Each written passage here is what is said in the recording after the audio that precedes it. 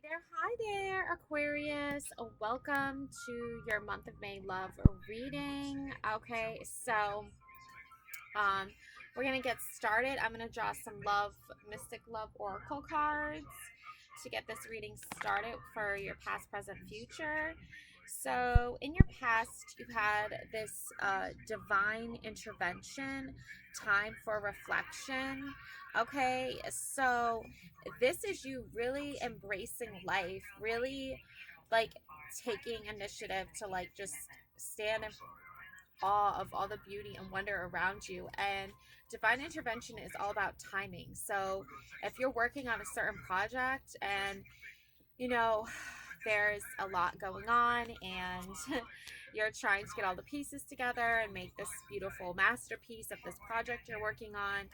Um, this is your sign from the universe that now is the time for reflection on all that you've already accomplished because you are going to complete this project. You are going to be successful. Um, but, universe wants you to know that it's important for you to really like focus in on the energies of knowing that the right timing, it's everything's going to work out for the right reasons at the right time. And now you can just relax a little bit, takes the pressure off. You have this person standing in front of this waterfall just in awe of all the beauty and wonder, and that's what you have created, Aquarius, is all this beauty and wonder. Okay, now's the time to enjoy it. um yeah, dating, meeting someone new, Aquarius. So pouring the wine, you are meeting new people, you're out there in the world dating. Maybe you're even just taking yourself out on a date, treating yourself right. But you are open to meeting someone new, you're open to dating, you're open to sitting back and relaxing and really feeling accomplished in all that you've done so far. And in the future, courage and strength.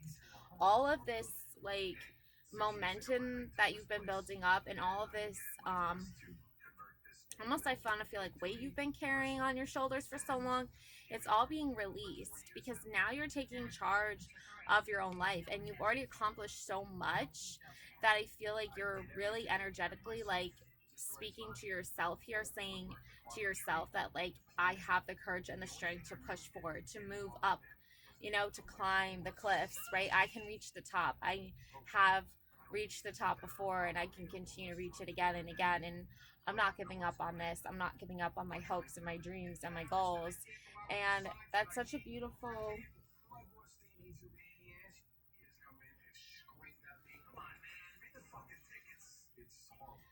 beautiful aspiring thing to do, is to know ahead of time that you have the courage and the strength to move forward as you literally move forward into the future. Okay, Aquarius. So that's your past, present, future. Now for more of the Witch's Tarot, we're going to get into that. So, as far as dating someone, you have the Lover's card here. Okay, you have the Angel of Love here. You have her blessing to fall in love with this person, hold hands with them, kiss them, enjoy the beauty and the awe of the world around you, and really intimately share that part of yourself, of how vulnerable you can be when you fall in love with someone, how close you want to be with them.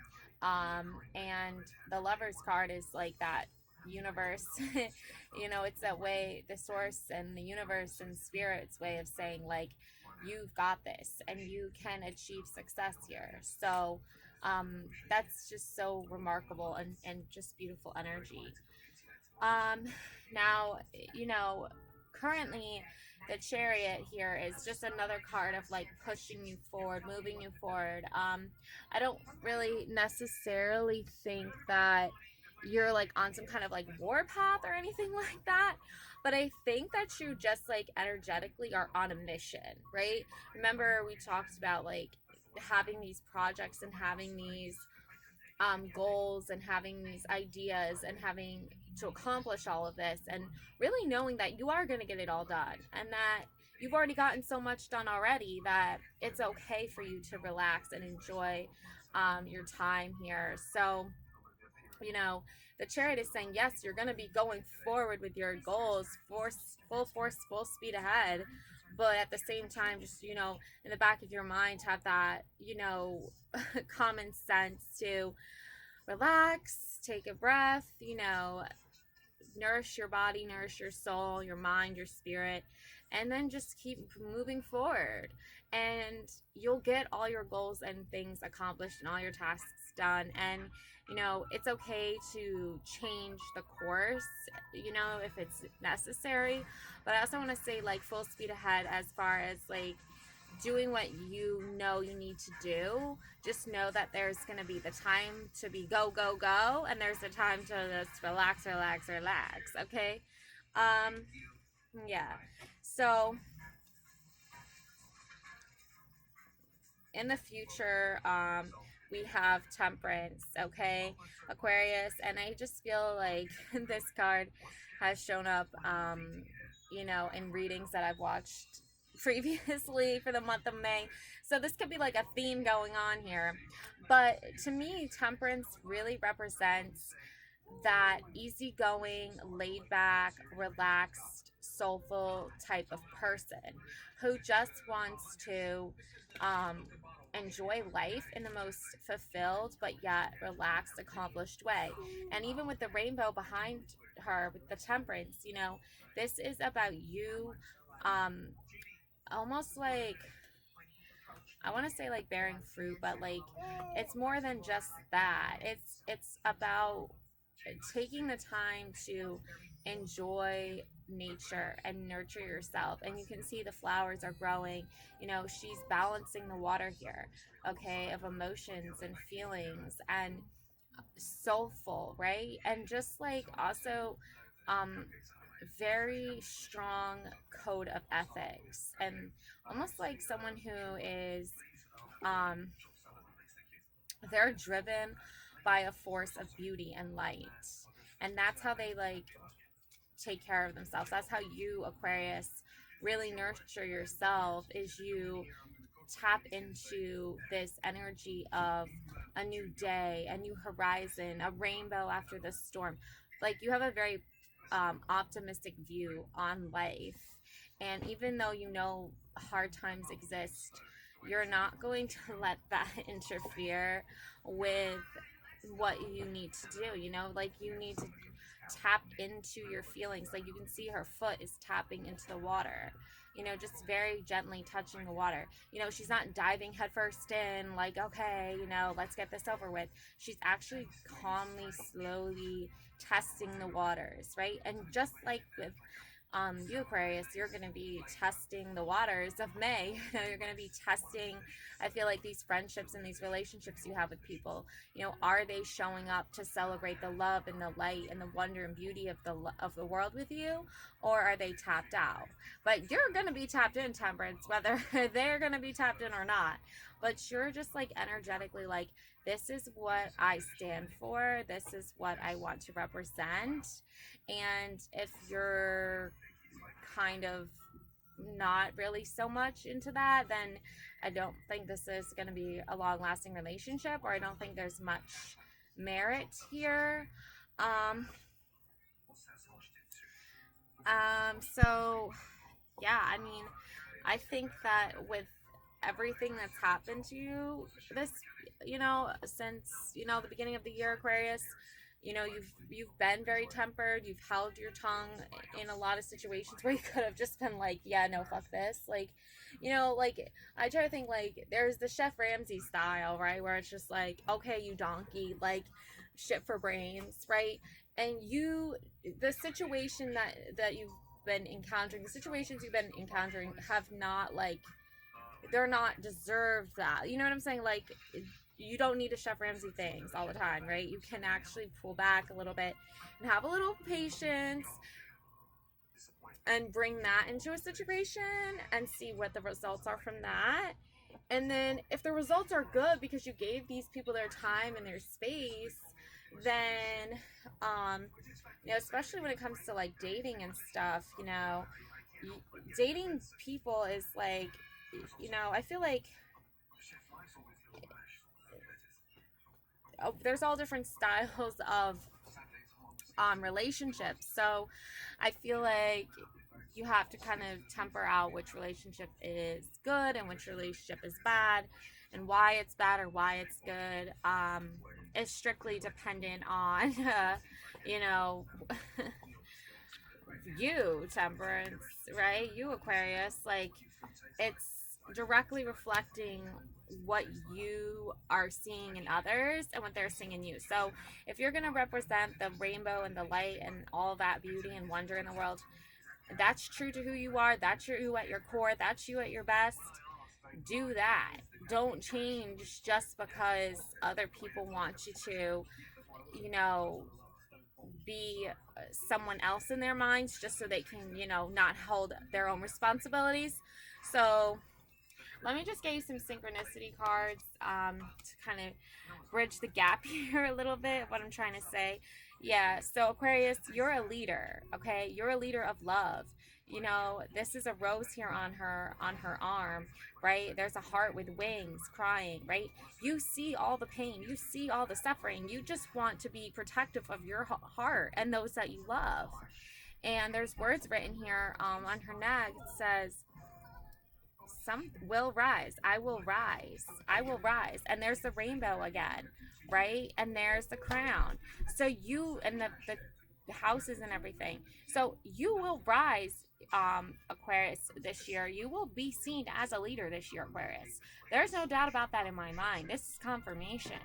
So if you are feeling like, oh, I'm such a follower, like, yeah, technically on social media, I'm sure you, Aquarius, you can tell me if I'm wrong, but if you use social media, if you're on social media and you're following different accounts, then I guess technically you could say you're a follower of those accounts. But look at the accounts that you're following. Are the people you're following leaders as well, teaching you something about leadership?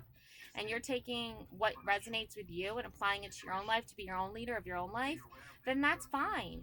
Like, you're a great, like, colorful landscape of beauty and wonder. And, like, you can touch the people's lives that you want to represent. You don't have to represent everyone. Like, if there's certain people that you don't want to follow, don't follow them. If there's certain energies that certain people give off to you that makes you not want to have them in your, like, orbit, I want to say, then just spaceship away from fly away from them. I don't know, spaceship away, but use your angel wings here and channel that love heart chakra here and fly away. Like, you don't have to stay within that mind scope, or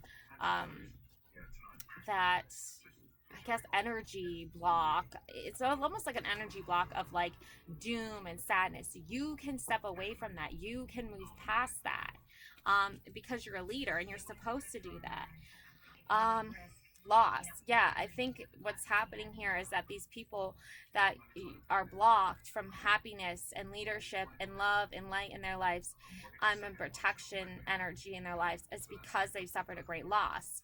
So the petals falling off the flower here are showing, like, the flower is died, right? And the petals are falling off, right? So time here with the loss here, it's like, it's going to take them time, if they ever do, I don't know, but either way, it's going to take them time to go through the loss on their side of things. If I feel like that's what's happening here, as far as, like, a breakup, or just a parting of the ways. It happens. But for you, Aquarius, you have already kind of processed this loss, and you've already come out temperance leader. You've already come out with who you represent through this loss. What they come out and what they end up representing is what they're going to represent. So you just need to focus on your own feelings of loss and your own feelings of what the breakup has done to you, so that you can heal and you can show up for what you want. Yeah, mother. You're a mother, Aquarius. And because you're a mother, right? And she's pregnant here. So some of you might be pregnant, or, having your baby or had your baby. But you are someone who is, I feel like, You know what loss feels like. Maybe you have lost a loved one. Maybe you are still grieving, but you still want to show up and represent as the mother. You still want to show up and represent as the nurturer, the lover. This loss hasn't turned you into a bitter person. I feel like if you were going through that, you've already moved past it, and now you have temperance, now you have leadership skills. So you know how to deal with loss and breakups and heartbreak. You know how to deal with this a way a mother would love and nurture their child. You're loving and nurturing yourself, and you're loving and nurturing the people around you by showing up as the temperance card, by showing up as the leader. So you're taking almost kind of like a control, but in a good way, role, like a leadership role. It's like you're seeing everyone around you not stepping up to the plate, right? Not moving into the right direction, right? They're still blocked. They're still staying in the past, and they're still going through the negative feelings attached with their loss. But you are not doing that at all. You feel pain, you know what sadness is, but you are moving through it energetically with a loving, nurturing, kind, empathetic, nurturing personality. Like, you know, when a kid scrapes their knee, the mom is like, "Oh, okay, are you okay?" Check to make sure the kid's okay.